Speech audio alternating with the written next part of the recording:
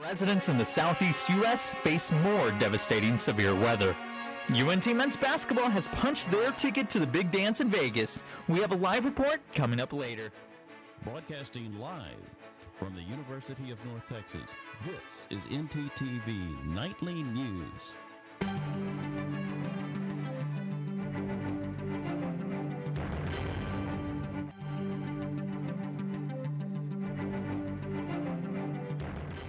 Good evening. Thank you for joining us on ntTV Nightly News. I'm Jordan Weir. And I'm Victor Villagran.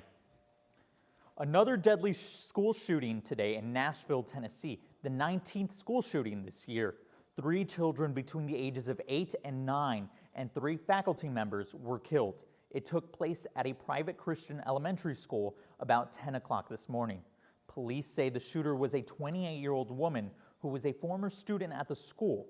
Police spokesman Don Aaron said she entered the school through a side door and moved up to the 2nd floor. The police department response was swift. Officers entered the first story of the school, began clearing it. They heard shots coming from the 2nd level. They immediately went to the gunfire. When the officers got to the 2nd level, they saw a shooter, a female, who was firing. The officers engaged her. She was fatally shot by responding police officers. There was a 5-member team who was on the 2nd floor at that time. 2 individuals from that 5-member team opened fire on the shooter. Authorities say the shooter had drawn a detailed map of the school, which included potential entry points. However, tonight there is still no apparent motive. Here in Denton, Governor Greg Abbott is making a surprise appearance at a local private school. Our reporter Madison Mayers is out in the field with more information on the reason for Abbott's visit. Madison?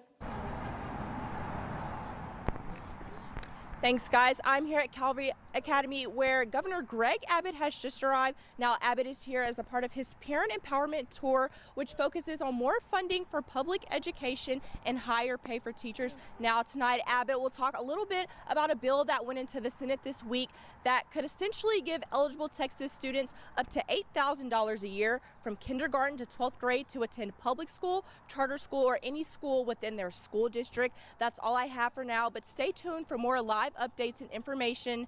Back to you all at the desk. Thanks, Madison. Hey, Jordan, I think after the past couple of weeks about what we've been seeing from the weather, I have officially decided that I hate super sunny days with no wind. I'm getting roasted out there. Victor, you're showing how outdated you are. Everyone has been saying this since forever. You know what? Let's go get some fresh information on our first look at weather with Mr. Sunshine himself, Chris Goodwin.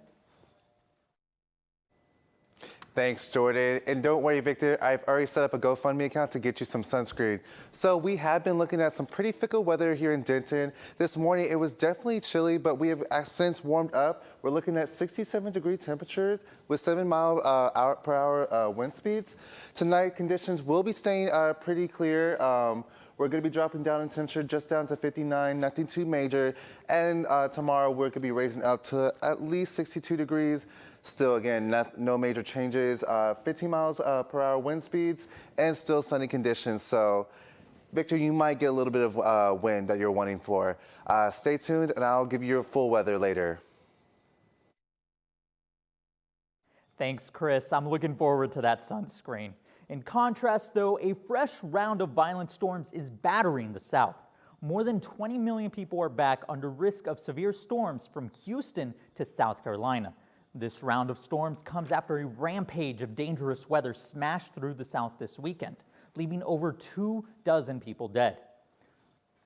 Large hail, damaging wind gusts, and frequent lightning will remain the primary risks throughout the day Monday, but isolated tornadoes could still be possible. Much of the devastation from this weekend's extreme weather was centered in the Mississippi Delta region, one of the country's poorest areas.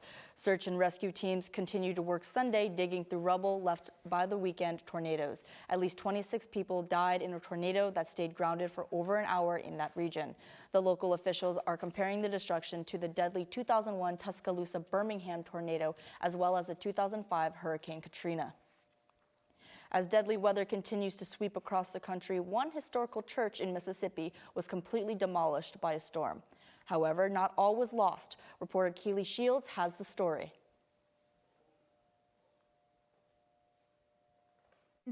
After Friday night storms, the Little White Church house built over 172 years ago was completely demolished. But this isn't the first time the church has been hit by tragedy. I'm standing in what was the sanctuary of Tranquil Church. 101 years ago, it was actually destroyed by a tornado and rebuilt in 1922. Lauren Gillentine King grew up going to Tranquil every Sunday. She says it's devastating to see it in rubble, but says it's the community that makes the church and not the building. It's kind of amazing. There's been a church here since the 1840s. And this is not the first building. I mean, I believe, if my memory serves right, this is the third building that was on this site. And so every time they pick up the pieces and rebuild, the community's faith is what holds it together. Katie Morgan Oliver's 89-year-old grandmother and 9-year-old daughter Avery Kate are members of the church. She says Tranquil has served as a community home for many generations in Wren. It's the people that have rallied around this church through many, many, many generations. It's the community hub, for lack of better things to say. You know, if you didn't have a meeting place, if your group needed to meet with something, Tranquil's doors were always open. In 1950, a stained glass window with a cross was put in the front of the building. This not only served as a landmark to people who were traveling down Highway 45, but a reminder that their doors are always open. The doors were never closed, and people would stop, come in, pray, and go on. And we, like I say, we've had people from all over the world come in and sign our book and tell us how much they appreciated the doors being open. While the congregation's numbers have dwindled over the years, Pastor Dr. Raymond Rumi is hopeful for the future of Tranquil. This morning, when we met in one of our members' shop, that cherish and hold on to the memories, trade pictures of the church from before this happened. It'll always be there, but God has something new for us, and we're looking forward to it. We're devastated, but we're looking forward. Though their faith has been tested, members still gather today to pray and remember what was and what is to come. It's sad to see something that's been around for 172 years be destroyed after one storm, but the community is keeping their spirits high as they continue to pick up the pieces. Mosquito season is right around the corner, and so is the threat of the West Nile virus. And a special guest is arriving at UNT next week to speak about her New York Times bestselling book. We'll have more for you after the break. Stay with us. Did you know you have access to video equipment like DVDs, video games, and cameras? That's right, you do. Come on down to Chilton Library and fulfill your media dream. Located on the bottom floor next to the student sculpture. Hope to see you there soon. Hey girl, you know you look good. I like the way you move and groove. I'm not sure. Can I see your voter registration, please? All right, you're good. No registration, no entry. All right.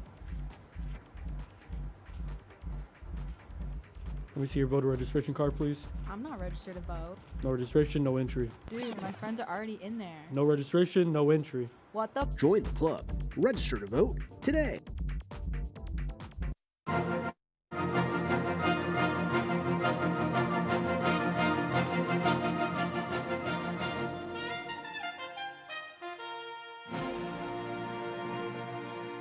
The threat of West Nile virus is on the horizon as mosquito season approaches. Let's hear more from our live reporter, Alejandra, about the spread in North Texas. Alejandra?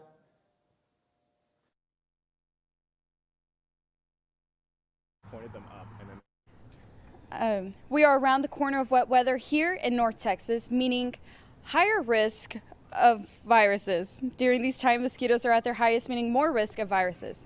As of January of 2023, there have been 31 cases of the West Nile virus. The West Nile virus has been spreading across the United States. About 8 out of 10 people infected with West Nile virus do not develop any symptoms. However, a few symptoms to be on the look for would be a fever with other symptoms such as headache, body ache, joint pain, vomiting, or rash. Most with West Nile virus recover completely, but fatigue and weakness can last for weeks or months. With this virus on the rise, make sure to protect yourself by using insect repellent and wearing the best clothes to avoid mosquito bites. That's all I have for now. Back to you guys at the desk. Thank you, Alejandra. I'd like to say that spring is now in full bloom, but we must stay covered and safe. Yeah, and I don't know about you, Jordan, but I love a blooming spring. It's my favorite season. So let's go to Chris Goodwin with the weather and find out what his favorite season is. Chris.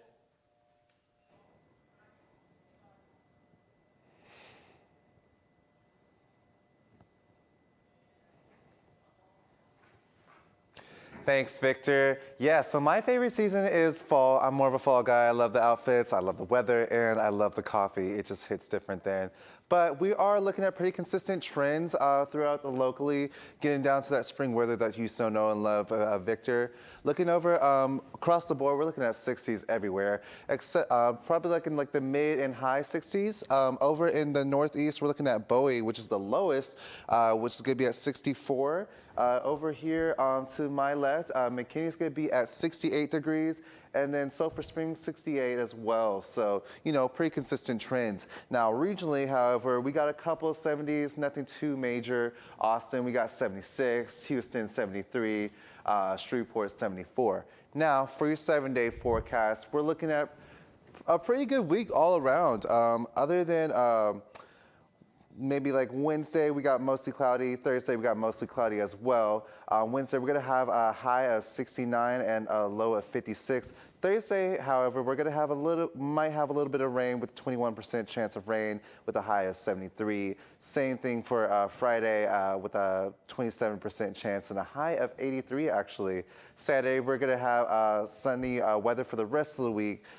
Saturday, we're gonna have a high of 78, a low of 51. Sunday, a high of 80 and a low of 67. And then Monday, we're coming back full circle with a 86 and still sunny conditions. So a great way to start off next week. That's all I have for your full weather. Thank you guys. Back to you guys at the desk.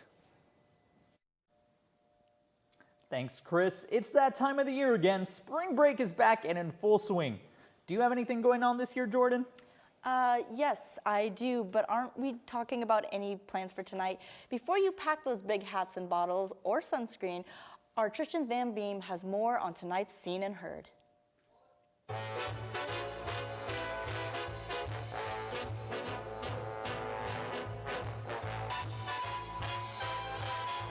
Well, Victor and Jordan, as a college student myself, one of my favorite times of the year is spring break. In this case, I stayed in town to enjoy the break with my friends, but for those who left their homes, travel delays may have put a halt in their trip. The FAA saw one of the largest travel figures since pre-COVID. Let's take a look at how the travel industry is dealing with this surge of excited spring breakers.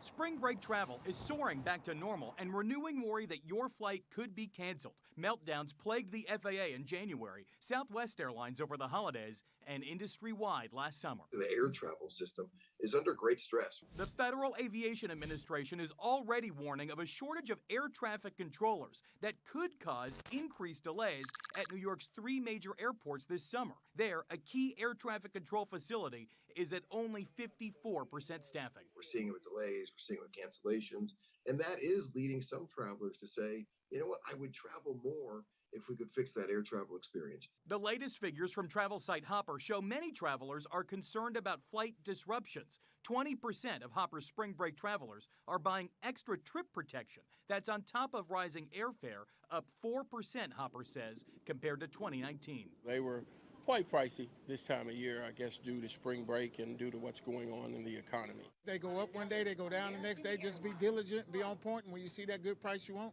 hit the button. Even still, industry figures say 158 million Americans will fly for spring break. That's an average of 2.6 million travelers each day. We're expecting this spring break to likely break records for number of travelers who are getting out there and how much they're spending, given the huge demand coming out of the pandemic. The top destinations, Las Vegas, Orlando, Phoenix, Los Angeles, and Miami, where the airport says demand is 20% higher than 2019. So high that officials are asking you to show up 3 hours before a domestic flight instead of the typical 2 hours. There are very few off-peak times right now for us. We have been the best alternative to leaving the country since COVID. This year's travel rush seems intense. At this point, I'm considering applying for an air traffic control job. I mean, we all know the pay is better, right? Make sure to buy your travel protection so you don't lose your spot on a flight, and I wish you all good luck and a safe travels this season. Back to you at the desk. Thanks, Tristan. Speaking of spring break, everyone loves to go visit the happiest place on earth for the week. But Disney will soon be handing out pink slips. Disney's CEO, Bob Iger, will say his company will start the first round of layoffs as soon as this week. There are 3 expected rounds, which will ultimately impact about 7,000 employees. That's about 3% of Disney's 220,000 workers across the globe. The second round of layoffs is expected to be larger and is planned for the next month. The final round is supposed to happen sometime before summer. The reason for these layoffs is because Disney is currently engaged in a multi-billion-dollar cost-cutting initiative aimed at streamlining operations. And so, A former Nickelodeon star is visiting UNT to talk about her New York Times best-selling book next week. Our very own Olivia Thompson has more. Olivia? In the coming weeks. What is that, you might ask? Well, the UNT Distinguished Lecture Series has brought a variety of actors, artists, singers, dancers, and so much more to the Mean Green homeland. And well, on April 10th, which is 2 weeks from now, at 7 p.m. here at the UNT Coliseum, the student body will be welcoming Jeanette McCurdy with open arms. Now, she will be discussing her memoir titled, "I'm Glad My Mom Died." I'm sure you want to hear about that, which was actually sitting at the #1 spot for New York Times bestseller for an 8 consecutive week period. All UNT students will be able to attend this event for free. Any student guest will be charged $5. UNT alumni, faculty, and staff will be charged $10, and general admission will be $15. All students should be really excited for this event, as this is a childhood Nickelodeon star. All these tickets can be purchased at untuniontickets.com. Although things are pretty quiet and calm here at the Coliseum today, in just 2 weeks, I'm sure the Coliseum will be booming with excitement for the Nickelodeon childhood star. That's all from me, so back to you both at the desk. Thanks, Olivia. When we come back, more from Governor Abbott's visit in Denton. And opening day for Major League Baseball is right around the corner. Stay with us.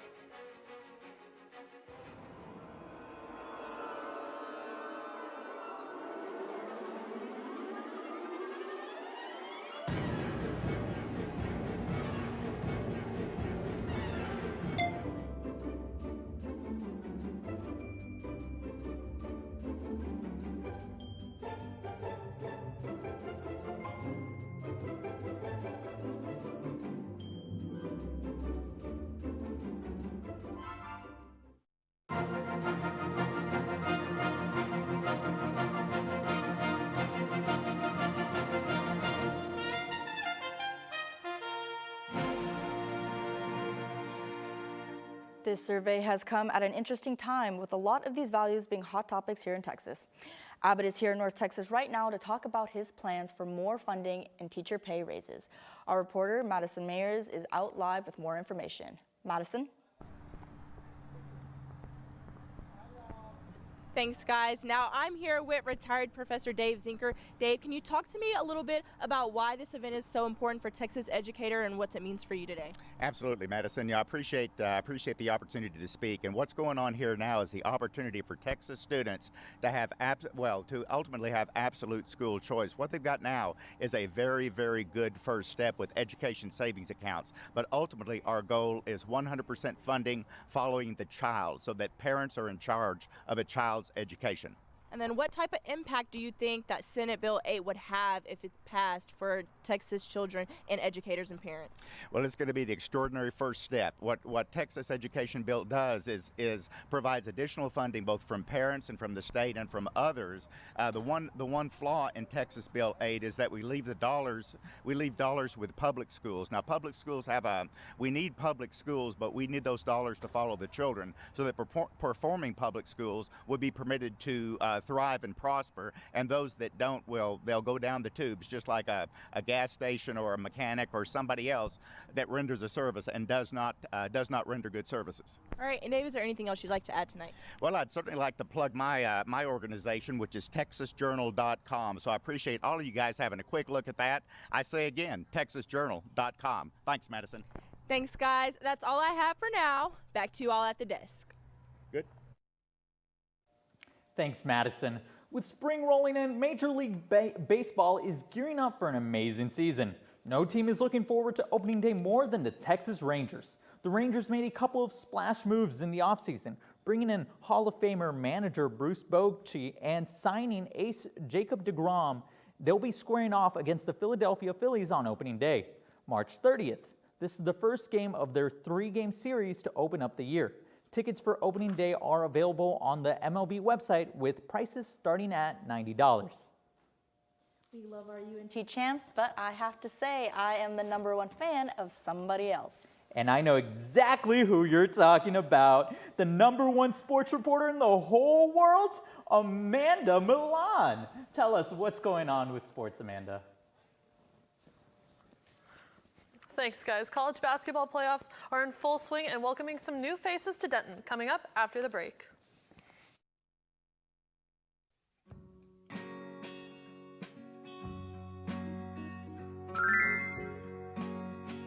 I'm here to rescue you. Oh, my prince. No so fast.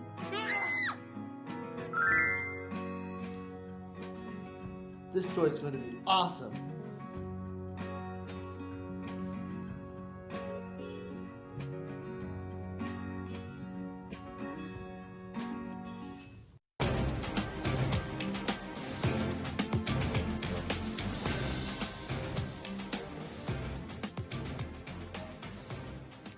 UNT women's basketball star point guard Quincy Noble has entered the transfer portal. She took to Instagram this afternoon to announce her departure from the program. She led this team with 17 points per game this past season. She joins alum Jaylee Mitchell as the second player in program history to be named to All-Conference 3 times. She has one final year of eligibility that was granted to her in the wake of the COVID-19 pandemic. The women's team also has welcomed a new head coach in Jason Burton. He spent nearly a decade at the helm of the Texas A&M Commerce women's basketball program. He is the all-time winningest coach in their history and has produced 5 All-Americans. The Plano native enters UNT with a 171-90 career coaching record. March Madness is about to wrap up, and with the Final Four starting in Houston on Saturday, for the first time ever, there won't be a team from the top 3 seeds in the tournament. The highest seeded team left in the tournament is number 4 Connecticut, followed by number 5 San Diego State and Miami, and 9th seed Florida Atlantic. This is the most impressive, that final team, the FAU Owls, who are Conference USA opponents of the Mean Green. They saw easy competition in their first 2 rounds with an overconfident Memphis and number 16 Farley Dickinson. They quickly showed that they were the real deal Cinderella story by taking down Tennessee and Kansas State. They have managed to turn their first ever March Madness tournament win into their first ever Final Four appearance. FAU has been on quite the tear. Charlotte has won the College Basketball Invitational, and UNT is one of 2 Conference USA representatives in the Final Four of the National Invitation Tournament.